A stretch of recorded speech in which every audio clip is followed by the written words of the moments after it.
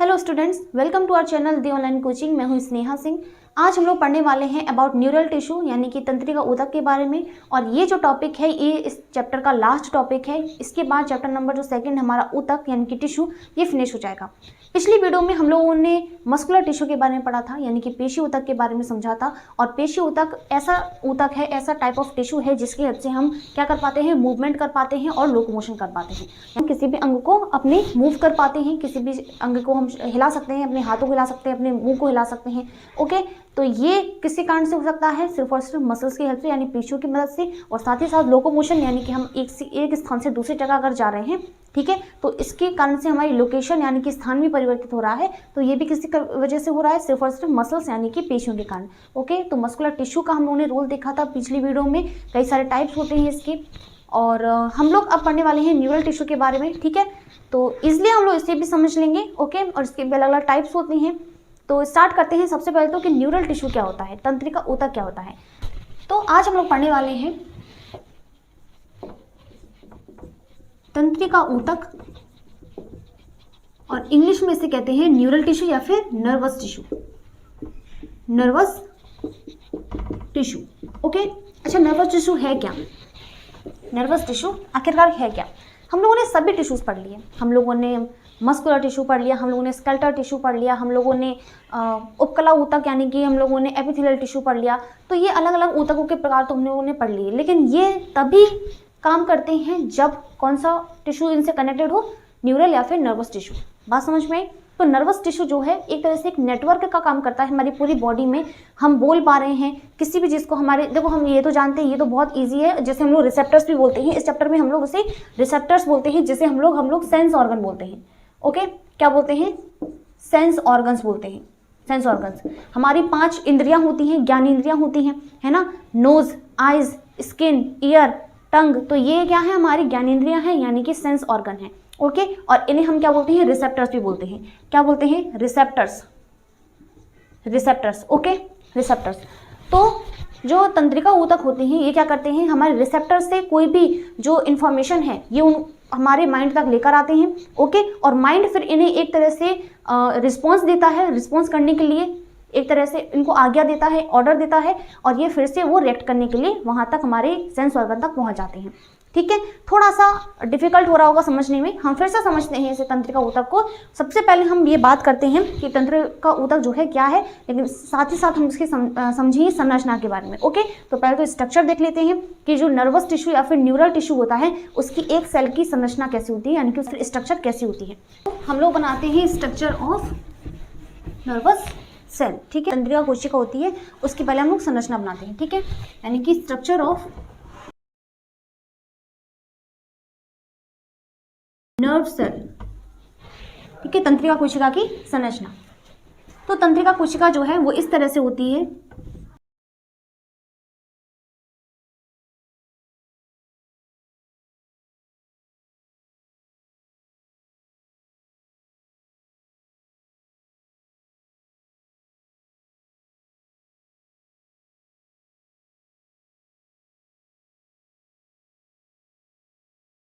तो ये है क्या?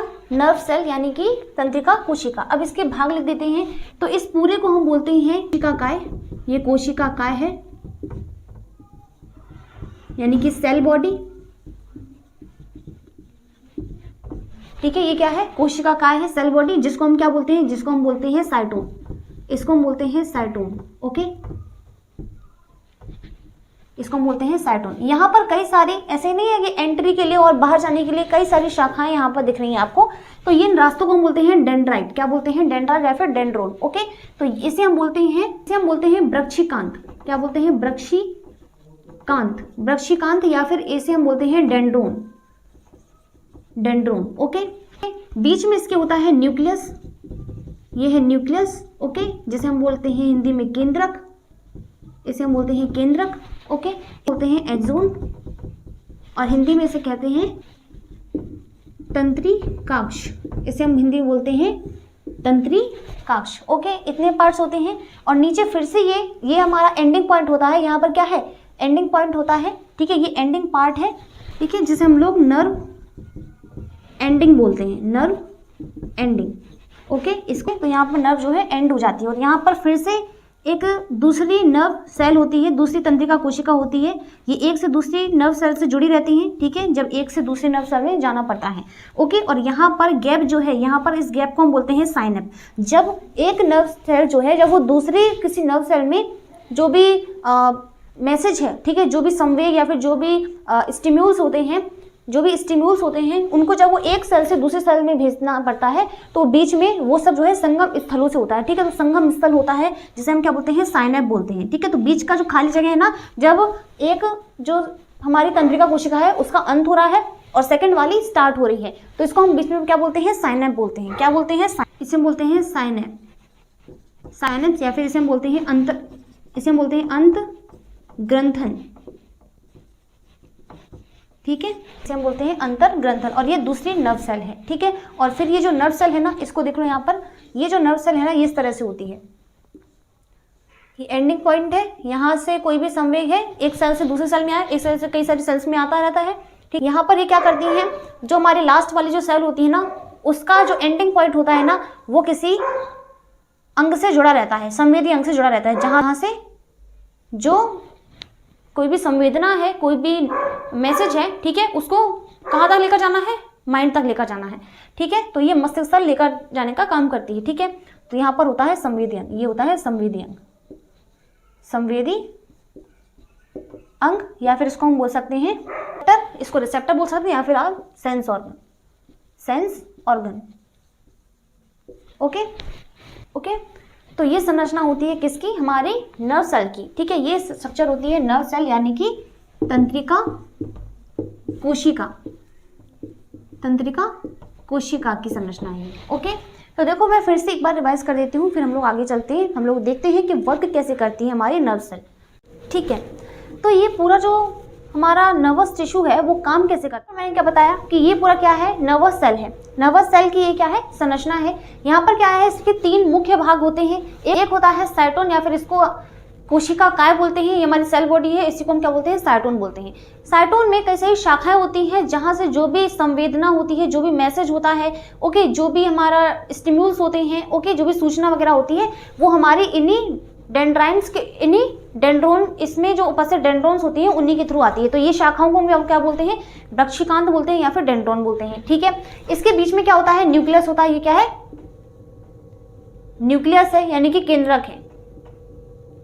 ओके, क्या है, केंद्रक है, बीच में क्या होता है, इसका न्यूक्लियस होता है। और ये क्या है, कोशिका काय है। इसके बाद एक लंबी शाखा होती है जिसे हम लोग एक्सोन बोलते हैं, या फिर हिंदी में से तंत्रिकाक्ष बोलते हैं। क्या बोलते हैं, तंत्रिकाक्ष बोलते हैं। तो एक जो शाखा इसकी लंबी हो जाती है और फिर से वो अन्य शाखाओं में विभाजित हो जाती है, और इन्हीं को हम क्या बोलते हैं, एंडिंग बोलते हैं, ठीक है। ये नर्व एंड यहाँ पर हो जाता है, यानी कि जो तंत्रिका कोशिका है ना, इसका अंत कहाँ पर होता है, यहाँ पर हो जाता है, ठीक है। इकलौती ऐसी आपको संरचना यहाँ पर देखने को मिलेगी सेल की, क्योंकि हम लोगों ने कई सारे सेल्स देखे हैं, कई सारे टाइप ऑफ सेल्स देखे हम लोगों ने, लेकिन ऐसी संरचना हम लोगों ने नहीं देखी। तो ये बाकी सेल्स से काफी ज्यादा अलग होती है हमारी नर्व सेल या फिर न्यूरॉन। ओके, इसके बाद मैंने क्या बताया कि यहाँ पर क्या होती है, जो हमारी तंत्रिका कोशिका होती है वो क्या होगी, क्योंकि हमने क्या बताया कि ऊतक क्या होते हैं, कोशिकाओं का समूह होते हैं। एक कोशिका दूसरी कोशिका से जुड़ी होगी, दूसरी तीसरी से, तीसरी चौथी से। तो ये इसी प्रकार से मैंने 2 कोशिकाओं को उदाहरण लेकर यहाँ पर बताया है कि जैसे कि मैं अगर एग्जांपल की बात करूँ कि मेरे पैर में अगर कोई संवेदना उत्पन्न हुई है, तो पैर से लेकर, क्योंकि हमने क्या बताया कि कोई भी सूचना जो होगी वो माइंड तक जाएगी, ठीक है। तो पैर से सूचनाओं को माइंड तक लेकर आना किसका काम है, न्यूरॉन्स का काम है, यानी कि जो तंत्रिका कोशिका होती है ना, वही लेकर आएंगी। तो तंत्रिका कोशिका जो है हमारे पैर से लेकर यहाँ तक पाई जाएंगी, है ना। तो कितनी सारी कोशिकाएं होंगी ना, सपोज दैट, तो यहाँ पर 2 कोशिकाएं थी, तो यहाँ पर नर्व एंडिंग में क्या है, सूचना इस जो हमारे वृक्षिकांत होते हैं, डेंड्रोन्स होते हैं, उसमें एंटर करती है, अंदर जाएगी, ठीक है। फिर वो यहाँ से कन्वर्ट होकर के यहाँ पर आती है एंडिंग पर, तो यहाँ एंडिंग से यहाँ पर आकर दूसरी जब कोशिका में जाती है, तो तंत्रिका कोशिका और दूसरी तंत्रिका कोशिका, 2 तंत्रिका कोशिकाओं के बीच का जो स्थान है उसे हम लोग क्या बोलते हैं, अंतर ग्रंथन बोलते हैं, ठीक है। अंतर ग्रंथन बोलते हैं, या फिर इंग्लिश में साइनेप बोलते हैं, ठीक है। तो ये क्या है, वो स्थल है, ठीक है। तो यहाँ पर क्या होता है, तो ये वो जंक्शन है, एक तरह से जंक्शन का काम करता है। ये क्या है, जंक्शन होता है, जंक्शन है ये, ओके, संगम स्थल है। समझ में आई बात। अब यहाँ सेल है, मैंने यहाँ पर इसकी संरचना बताई है। ये जो दूसरी सेल है, अब यहाँ पर इसके पास जो सूचना है, जिसने इस वाली सेल ने, दूसरी सेल ने किससे ली सूचना, ये पहले वाली सेल से ली। इससे सूचना है, जो भी संवेदनाएं थी, वो इस दूसरी कोशिका में आ गई और ये दूसरी कोशिका क्या है, इसको लेकर जाती है कहाँ पर, संवेदी अंग तक। ठीक है, तो जो भी हम रिस्पॉन्स करते हैं, जो कि हम लोग अभी समझेंगे मोटर न्यूरॉन के बारे में, तो मोटर न्यूरॉन क्या करते हैं, कोई भी रिस्पॉन्स होगा जो माइंड से आया है वो कहाँ जाएगा, संवेदी अंग में जाएगा। जस्ट इसका उल्टा भी होता है, जैसे कि हम सेंसरी और न्यूरॉन की बात करें, जो कि संवेदनाओं को शरीर से लेकर के, संवेदी अंग से लेकर के न्यूरॉन तक लाती हैं, संवेदी अंग से लेकर के हमारे माइंड तक लाती हैं। तो उसी प्रकार संवेदी अंग से कोई यहाँ पर उद्दीपन हुआ, स्टिम्यूल्स हुआ, तो यहाँ पर जो भी स्टिम्यूल्स थे, जो भी उद्दीपन थे, उनको ये सेकंड वाली न्यूरॉन जो है लेकर जाती है। ये कनेक्टेड होती है दूसरी एक और न्यूरॉन से, क्योंकि न्यूरॉन न्यूरॉन न्यूरॉन एक दूसरे से कनेक्टेड होती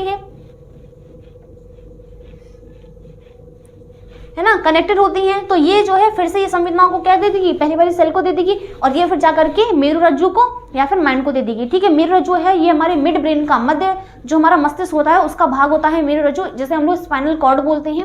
ओके, तो स्पाइनल कॉर्ड क्या होती है, ये क्या करती है, स्पाइनल कॉर्ड एक ऐसा भाग है जो कि क्या करेगा, जो भी सूचनाएं होती हैं उन्हें तंत्रिका कोशिकाओं से लेकर के ब्रेन तक देगा, और ब्रेन जो भी रिस्पॉन्स देगा उन्हें क्या करेगा, रीढ़ रज्जु या फिर मेरुरज्जु होता है ना, ये उसे सेल जो हमारी तंत्रिका कोशिकाएं होती है ना उनको देगा वापस। ठीक है, तो ये बीच का काम करता है। ओके, तो समझ में आई बात। अब हम लोग, मैंने ये संरचनाएं बता दी, अब ये वर्क कैसे करती हैं, कुछ हम लोग पहले तंत्रिका कोशिका के बारे में समझ लेते हैं कि तंत्रिका कोशिका जो है या फिर ऊतक जो है तंत्रिका कोशिका का, वो कितने भागों से मिलकर बना होता है। ठीक है, चलिए इसे नोट कीजिए।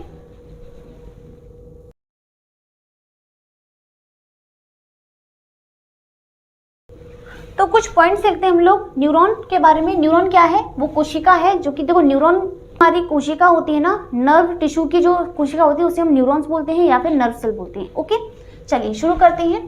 तो मैं यहाँ पर बता रही हूँ कि जो तंत्रिका कोशिका होती है, तंत्रिका कोशिका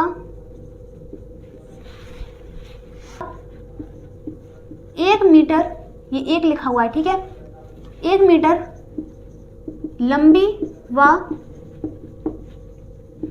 शाखित होती है। शाखित यानी कि ब्रांच्ड होती है, ब्रांच्ड, कई सारी शाखाएं निकल रही थी ना, है ना, उसके टॉप भाग पर भी, उसका जो कोशिका काय था ना, वहां पर भी कई सारी शाखाएं थी, जैसे हम लोगों ने डेंड्रॉन बोला था, है ना, वृक्षकांत बोला था, और उसके अंत वाला जो भाग था, उसका लास्ट जो पॉइंट था, ठीक है, एंडिंग पॉइंट था, वहां पर भी क्या है, कई सारी शाखाएं निकल रही थी, जो कि जो भी मैसेज वगैरह था, जो भी संवेदना थी, उसको एक सेल से दूसरे सेल में ट्रांसफर करनी थी। ठीक है, तो ये ब्रांच्ड जो है होती है, ठीक है, शाखित होती है। इसके बाद मनुष्य में लगभग कितनी, 30 अरब 30 मिलियन 30 अरब न्यूरॉन्स, तंत्रिका कोशिका को न्यूरॉन्स ही बोलते हैं, न्यूरॉन्स यानी कि न्यूरॉन्स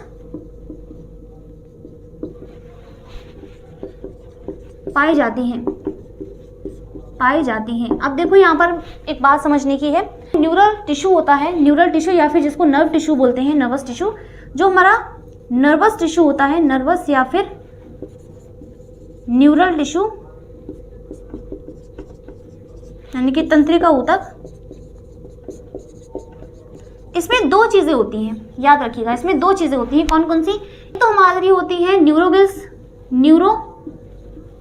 सेल, एक हमारी होती है न्यूरोगिलियल सेल, हिंदी में भी इसे न्यूरोगिलियल सेल ही बोलते हैं, और दूसरी हमारी होती हैं न्यूरॉन्स, दूसरे होते हैं न्यूरॉन्स। ठीक है, न्यूरॉन्स।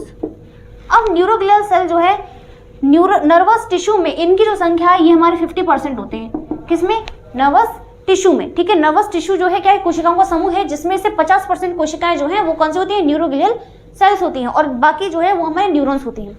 न्यूरोगिलियल सेल जो है वो बहुत इंपॉर्टेंट है। क्यों इंपॉर्टेंट है, क्योंकि ये क्या करता है, ये हमारे न्यूरॉन्स को प्रोटेक्ट करता है, सपोर्ट करता है, और इसे न्यूट्रिएंट्स को देते हैं। ठीक है, यानी कि जो पोषक तत्व होते हैं उसे देता है। क्यों, क्योंकि जो हमारे न्यूरॉन्स होते हैं ना, ये हमारे क्या होते हैं, नॉन रीजेनरेटेड होते हैं, नॉन रीजेनरेटेड, यानी कि इनका पुनर्निर्माण नहीं हो सकता। ठीक है, ये हमारे नॉन रीजेनरेटेड होते हैं, यानी कि इनको हम फिर से निर्माण, यानी कि ये फिर से निर्मित नहीं होते हैं। ओके, बात समझ में आई। तो ये बार बार नहीं बनते, इनमें डिवीजन इतना नहीं होता है। बात समझ में आई।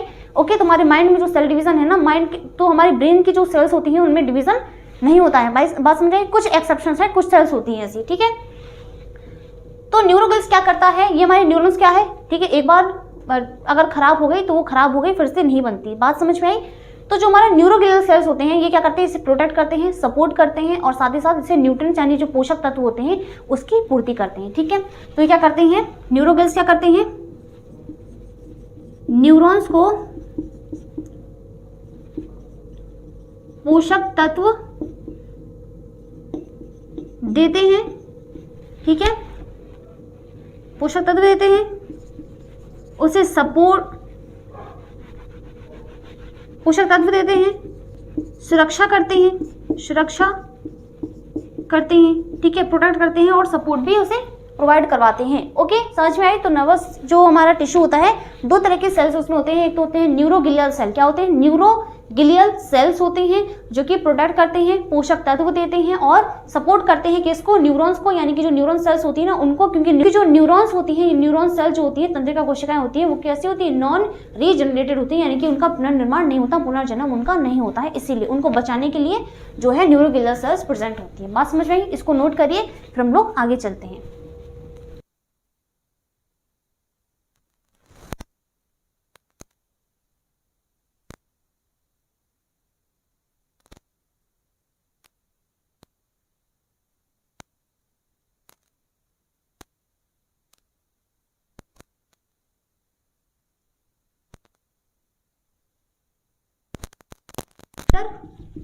मोटर न्यूरॉन, ओके, और इसे हम बोलते हैं, इसे हम हिंदी में बोलते हैं प्रेरक तंत्रिका कोशिका, प्रेरक तंत्रिका कोशिका। ओके, ये इसका काम क्या है, देखो हमारे शरीर में मान लो कि कैसे बताऊं, कि मैंने किसी वायर को पकड़ा, ठीक है, मुझे लगा करंट। अब मुझे कैसे पता चलेगा कि मुझे करंट लग चुका है, ठीक है, तो जैसे कि स्किन हमारी क्या है, संवेदी अंग है, मैंने किसी वायर को पकड़ा, ठीक है, लाइट के तारों को मैंने पकड़ लिया, अब मुझे कैसे पता चलेगा कि मुझे करंट लगा है, तो वहां पर क्या पाए जाएंगे, हमारे न्यूरॉन सेल्स तो होंगी, अगर मैं स्वस्थ व्यक्ति हूं तो मेरे अंदर न्यूरॉन सेल्स तो होंगी, जो क्या करेंगी, संवेदना को हमारे माइंड तक लेकर आएंगे और फिर वो रिस्पॉन्स करके हमें वापस बताएंगे कि हमें हाथ हटाना है या फिर चिपके रहना है या फिर मरना है। ठीक है, तो देखो यहाँ पर न्यूरॉन सेल्स प्रेजेंट थी, ठीक है, वो न्यूरॉन सेल क्या करेंगी, जब वो एक्टिवेट होंगी, क्योंकि हमें क्या न्यूरॉन सेल्स का काम क्या होता है, जो भी संवेदना होगी हमारी बॉडी में उसको माइंड तक लेकर जाना है उसको।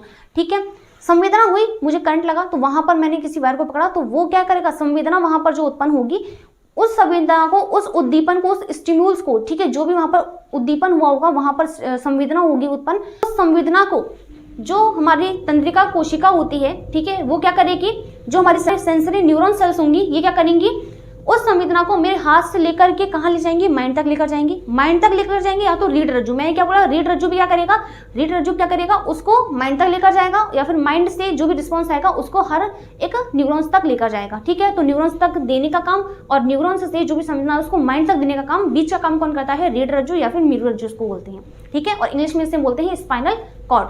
ठीक है, तो मेरे हाथ में जब करंट लगा तो वहां की जो न्यूरॉन सेल्स थी वो संवेदना को लेकर गई मेरे माइंड तक, माइंड ने क्या किया, इस रिस्पॉन्स दिया अपने हिसाब से, उसने बताया कि तुम्हें क्या करना चाहिए, और फिर वो रिस्पॉन्स क्या है, मेरे मोटर न्यूरॉन्स जो हैं उस रिस्पॉन्स को लेकर आई, उस मैसेज को लेकर आई और मेरे कहाँ तक लेकर आई, उसी संवेदी अंग तक लेकर आई। ठीक है, वो उसी जो हमारा सेंस ऑर्गन था वहां तक उसे लेकर आ गई और फिर मुझे रिस्पॉन्स पता चला, तो फिर मैंने वहां से हाथ हटा लिया। ठीक है, ये प्रोसेस होती है हमारी पूरी न्यूरॉन्स की। ओके, तो ये चीजें होती है। तो सेंसरी न्यूरॉन क्या करता है, संवेदी अंग से जो भी मैसेज है, जो भी संवेदना है उसको माइंड तक लेकर जाएगा, और मोटर न्यूरॉन क्या करेगा, माइंड से जो भी रिस्पॉन्स आया है, माइंड से जो भी मैसेज आया है उसको संवेदी अंग तक लेकर जाता है। ये चीजें होती है। ठीक है, तो फिर लिख देते हैं, इनका कार्य संवेदना अथवा उद्दीपनों यानी कि स्टिम्युल्स जो होते हैं, अर्थात मैसेजेस को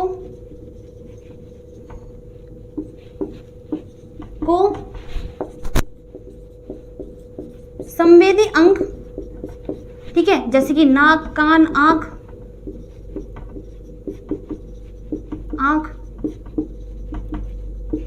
आदि से प्राप्त करके उसे मस्तिष्क यानी कि माइंड अथवा मेरुरज्जु यानी कि स्पाइनल कॉर्ड तक लेकर जाना है। ठीक है, अब ये क्या करते हैं, इनका कार्य संवेदना अथवा जो भी अनुक्रिया, अब हम क्या क्रिया करेंगे वो उस चीज को, ठीक है, अथवा अनुक्रिया यानी कि रिस्पॉन्स को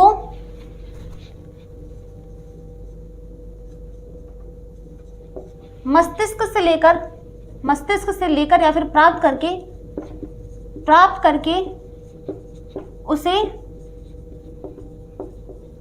संवेदी अंग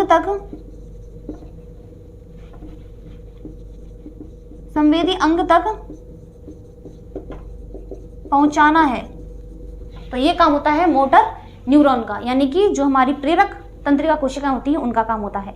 ठीक है, समझ में आई बात। तो दो तरह की सेल्स होती हैं हमारी न्यूरॉन्स, ठीक है, जो दो प्रकार की होती हैं। ये एक होती है सेंसरी, जो कि सेंस ऑर्गन से लेकर के हमारे माइंड तक लेकर जाएंगी, जो भी मैसेज होगा, जो भी संवेदना होगी। और मोटर न्यूरॉन्स होती है, प्रेरक तंत्रिका कोशिका होती है। इसका काम होता है, इसका काम क्या होता है, इसका काम होता है माइंड से जो भी रिस्पॉन्स होगा, जो भी अनुक्रिया अब हम करने वाले हैं, उस अनुक्रिया को हमारी कहाँ तक, संवेदी अंग तक लेकर जाएगा, ताकि हम क्या कर सके, रिस्पॉन्स कर सके। या तो हम हाथ हटाएंगे या तो हम चिपके रहेंगे। ठीक है, अगर संवेदी अंग, अगर हमारे सेंस ऑर्गन जो है एक्टिव है, अगर वो डीएक्टिवेट है, ठीक है, जैसे कि हम बात करें जैसे लकवा मार जाता है इंसान को, तो उसका जो किसी शरीर का जो कोई अंग होता है ना, तो वो क्या करने लगता है, क्रियाशील नहीं होता, ठीक है, अक्रियाशील होता है। तो वहां पर उसे तो पता चलेगा ही नहीं, है ना। तो अगर मेरे सेंस ऑर्गन जो है वो एक्टिवेट है, तो क्या होगा, मैं वहां से हाथ हटा लूंगी, क्योंकि मेरे माइंड ने रिस्पॉन्स किया है। समझ में आई बात। अब एक चार्ट बनाकर देखते हैं कि काम कैसे होता है। इसी चीज को मैं समझा दूंगी, तो उससे आपको इसलिए समझ में आ जाएगा। नोट करो इसे, आगे चलते हैं।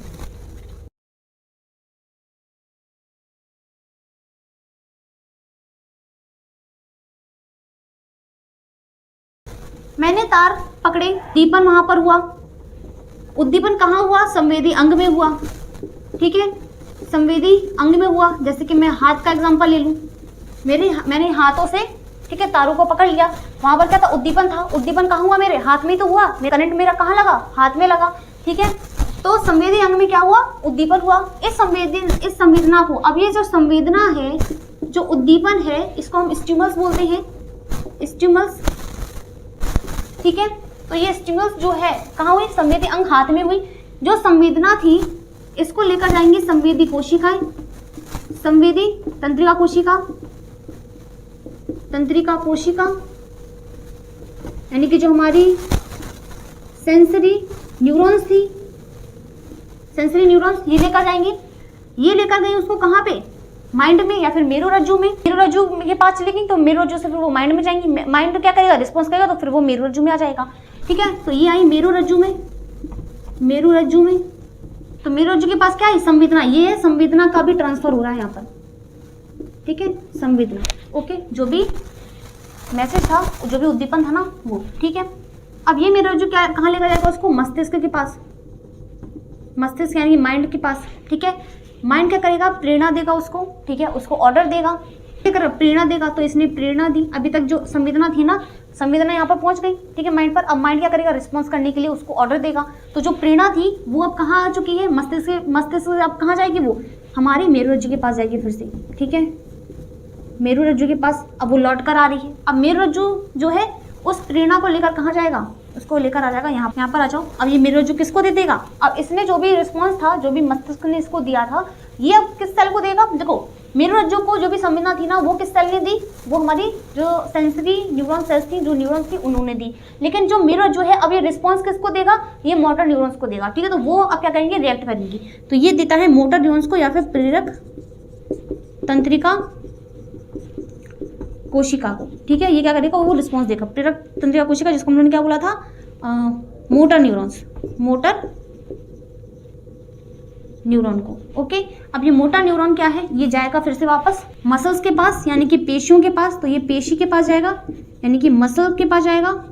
और मसल्स पे वहाँ पर क्या कर देगा, अनुक्रिया कर देगा। मेरे हाथों की जो मसल्स थी ना वहाँ पर जाएगा, ठीक है।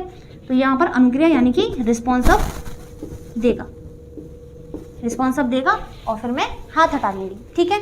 ये चीज़ होती है, बात समझ में आई। तो ये हमारी जो न्यूरॉन्स होती है ना, ठीक है, तो ये होता है फंक्शन ऑफ न्यूरॉन या फिर नर्व सेल, तंत्रिका कोशिका का कार्य होता है ये पूरा। समझ में आई बात। तो ये था हमारा सेकंड चैप्टर, ठीक है। लास्ट टॉपिक था हमारा नर्वस टिश्यू, ओके, और न्यूरल या फिर नर्वस टिश्यू। तो उम्मीद करती हूँ कि ये आपको समझ में आया होगा, ठीक है। और अब हम लोग चलते हैं, मिलते हैं अगली वीडियो में एक नए चैप्टर के साथ, ठीक है। चैप्टर नंबर 3 हम लोग पढ़ेंगे अब, ओके।